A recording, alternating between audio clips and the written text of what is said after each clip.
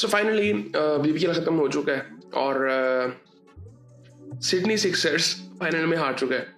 बिल्कुल one sided match हुआ है और पर्थ बड़े आराम से उन्होंने 18वें ओवर में चेज कर लिए थे रन्स। 132 पे सिडनी सिक्सर्स ऑल आउट हो गए थे। सो खैर सिडनी ने पहले बैटिंग की और कुछ तरह खास किसी ने किया नहीं। स्मिथ ने 24, फिलिप ने भी 24 और हेनरिक्स ने भी 14 रन बनाए जी। शॉ ने 19 रन बनाए, डेविस ने। तो 132 में टीम ऑल आउट हो गई। बॉलिंग की अगर बात करें पर्थ की तो 3 आउट किए हैं जी रिचर्डसन ने, और 3 आउट किए हैं डेविड पेन ने, 2 आउट किए हैं बर्डमैन ने, 1 आउट किया है जी एरन हार्डी ने। पर्थ बैटिंग के लिए आता है तो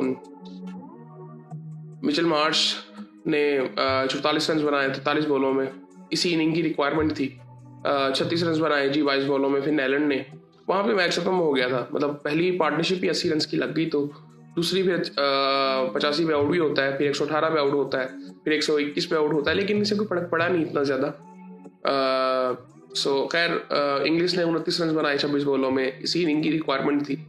सो बड़े आराम से वो 18 ओवर में उन्होंने चेस कर लिए। बॉलिंग की अगर बात करें तो शॉन एबर्ट क्या कहते हैं 2 आउट किए उसने 19 रन दे के 4 ओवरों में। एक आउट किया जी स्टार्क ने और एडवर्ड ने 4 ओवरों में। स्टार्क को भी 33 रन पड़े, 31 रन पड़े एडवर्ड को।